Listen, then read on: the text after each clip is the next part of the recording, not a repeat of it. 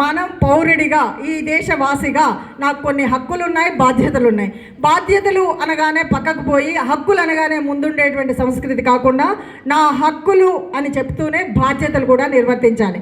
బాధ్యతలలో నీళ్లను వృధా చేయడం, ఇంకేదో కరెంట్ ఇష్టం వచ్చినట్టు వదిలేయడం, ఇవన్నీ కూడా ఒకసారి పాడవుతే మళ్ళీ తయారు చేసుకోవడానికి బొగ్గు మన లేదు, నిల్వలు అయిపోయినాయి, నీళ్లు భూమిలో అన్నీ పీల్చేస్తున్నాం. కాబట్టి ఏ చిన్నదైనా వృధా చేయకుండా మన బాధ్యతగా ఉండాలి.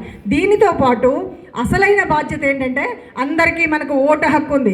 ఈ ఓటు హక్కు వేసేటప్పుడు ఏ పార్టీ మనకు సంబంధం లేదు. ఎవరైతే నా ధర్మాన్ని, నా గుడిని కాపాడేవాడున్నాడా, నేనేదో జాతర చేస్తున్నాను, నేనేదో చేస్తున్నాను. ఇక్కడ జనగామ ఈ జిల్లా వరకు నాకు తెలియదు, కానీ హైదరాబాద్ నగరంలో అయితే వినాయక చవితి అయినా బోనాలైనా ఇంకేదైనా పర్మిషన్లు ఇవ్వడానికి ప్రభుత్వం చాలా ఇబ్బందులు పెడుతుంటుంది. అలా కాదు, ఎవరైనా సరే ఒక చిన్న గ్రామం అయినా ఆ గ్రామంలో ఉండేటువంటి సర్పంచ్ అయినా మన దేవాలయానికి ముందొచ్చి కొబ్బరికాయ కొట్టేవాడే మనవాడుగా ఉండాలి అని మన ఓటు హక్కుని ఇంట్లో కూర్చొని ఎవడేస్తాడులే, అందరూ అట్లాంటి గాడిద కొడుకులే అంటుంటారు మా ఊర్లలో. అలాంటిది కాదు, ఎవడైనా సరే మన ఓటును మనం వినియోగించుకోవాలి. ఆ వినియోగించుకునేటప్పుడు మన ధర్మాన్ని కాపాడేవాడికే ఓటు వేయాలి.